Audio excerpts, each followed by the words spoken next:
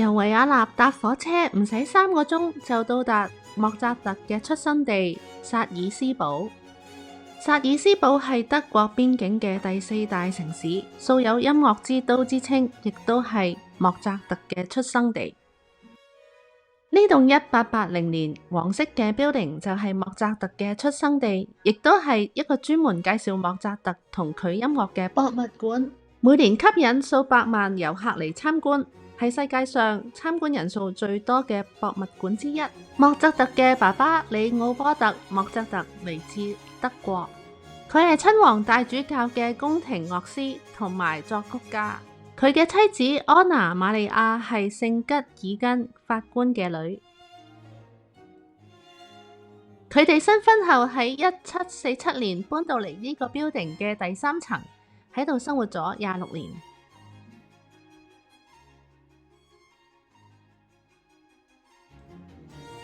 佢哋總共有7個 BB， 但係好可惜，只有2個 BB 活過咗嬰兒期。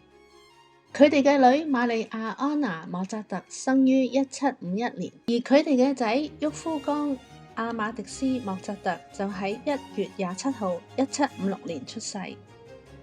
莫扎特爸爸每日放工返屋企就會進行創作，或同其他音樂家一齊排練，又或者接待佢嘅音樂學生。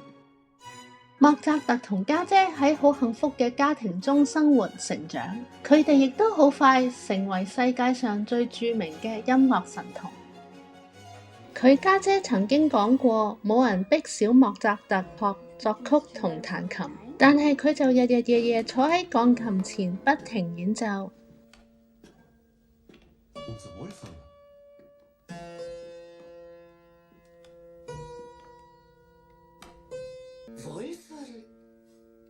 Es ist mitten in der Nacht. Du holst dir noch eine Erkältung.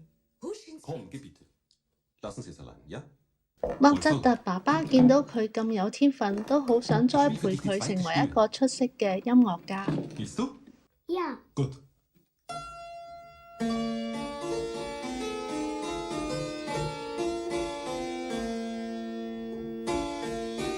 莫扎特4歲就開始學習鋼琴同埋音樂。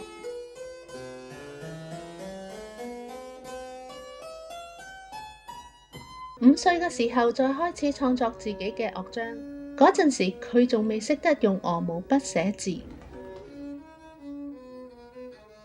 莫扎特爸爸認為莫扎特嘅天賦係一個奇蹟，絕對唔能夠埋沒佢嘅天才。所以當莫扎特年紀大少少嘅時候，佢爸爸決定全家喺歐洲各地開始巡迴演出。莫扎特同爸爸家姐喺歐洲最顯赫嘅宮廷中表演，佢哋一家最長嘅一次歐洲巡演旅程足足有3年半。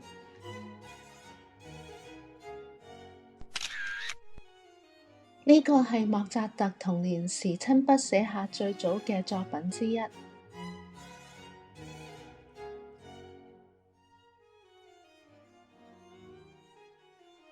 1762年10月13日，6歲嘅莫扎特同大佢4年嘅家姐喺美泉宮嘅鏡廳為皇室演奏小提琴同埋鋼琴。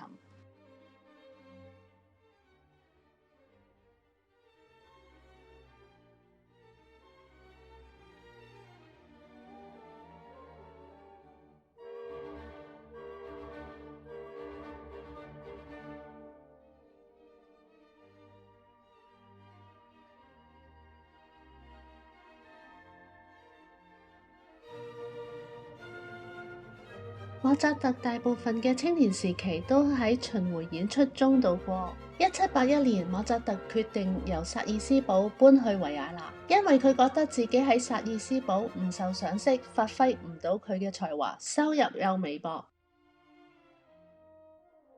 相反，帝國首都維也納擁有更龐大、更成熟嘅觀眾群同更優秀嘅音樂家。佢亦都可以過上獨立作曲家嘅生活，教授鋼琴同埋作曲課程，而且佢嘅音樂會非常成功，到處都係贊助人同富有嘅客戶，同埋喺維也納結識咗佢嘅太太康斯坦茲。喺喺1782年，莫扎特喺聖史提芬大教堂同康斯坦茲結婚，婚後有2個細路仔。但係好可惜，莫扎特年僅35歲，喺1791年12月5日喺維也納家中去世。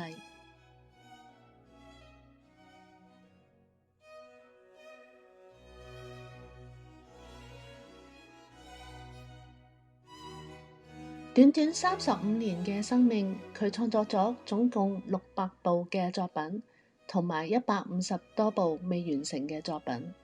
由佢6歲開始巡演，一生中進行咗17次旅行，總共有3720日喺路上度過，亦即係10年2個月08日，係相當於莫扎特生命中1/3嘅人生。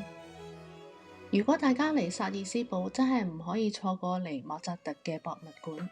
你會見到佢好多珍貴嘅展品，例如小提琴、鋼琴、樂譜同埋書信。出發前可以 download 埋佢個街 app， 可以事先溫下書，然後再參觀。如果大家有時間，可以參加埋佢個故居。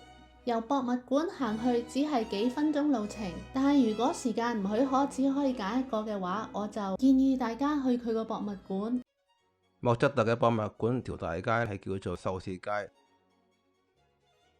你又發覺佢啲商店嗰啲 signage 咧，都係用呢個 wrought iron 打造出嚟嘅，每一個都好有特色。我睇你有時間嘅話，你可以慢慢逐一個參觀一下。上個月莫扎特嘅歷史課，我就去到呢個 Residence Plaza， 準備參觀下一個地標，就係薩爾斯堡嘅主教堂 Salzburg Cathedral。呢個教堂建於774年，之後經過好多次嘅重建。而家睇到呢個教堂呢，係於1628年落成嘅。而莫扎特亦都係喺呢度接受洗禮，更加成為呢個宮廷嘅音樂家。教堂裏面嘅設計都係啲好簡約嘅巴洛克風格，最有特色呢，就係佢有4座喺教堂4邊嘅 pipe organ。表演時候嗰個管奏家呢，會有一個管風琴行去，另一個管風琴嗰個演奏。同埋喺教堂門口上邊都有一個好巨型嘅 pipe organ， 每日嘅12點都有一個免費嘅管風琴演奏，好值得大家嚟欣賞嘅。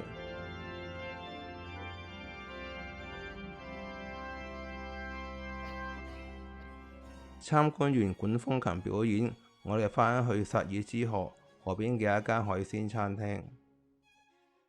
間餐廳 Google 嘅評分好高。我哋點咗一個烤龍脷同埋個海鮮湯，味道都唔錯㗎，大家都可以有機會嚟試下。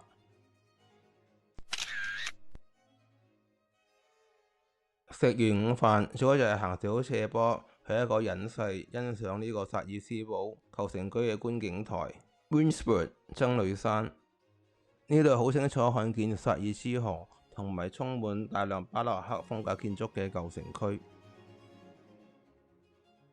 行程最後一個景點就係米拉貝爾宮 Mirabell Palace。個宮殿建於1606年，係一間典型嘅巴洛克風格嘅建築。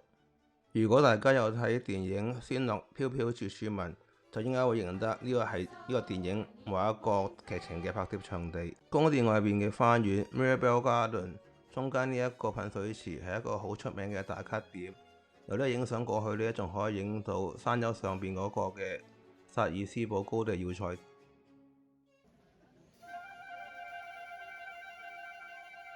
薩爾斯堡作為音樂之都，真係隨處都可以聽到嗰啲咁美妙嘅樂曲。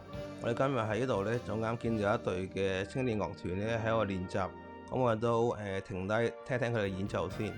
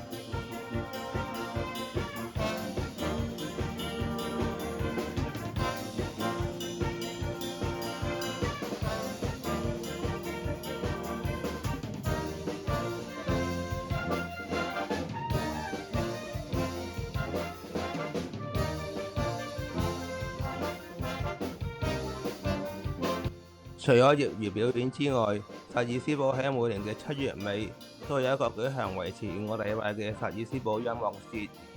佢哋有好多表演場地，好似 concert hall 啊、大學啊，甚至教堂咁樣。啲門票咧可以平到30蚊歐元都有。我將個網站連結放喺 description 嗰度，大家記得要喺3-4個月之前就要訂飛㗎啦。嚟到 Mirabelle Palace 點都唔可以錯過佢哋嘅 Marble Hall，欣賞翻一場莫扎特嘅音樂會嘅。呢個地方咧唔係好大，但係坐8人到，可以好 close up 咁欣賞演奏家嘅表演同埋佢哋嘅眼神啊、body signal啊咁。咁呢條片就去到呢度啦，我哋下條片再見啦。鍾意嘅記得 like、share、subscribe。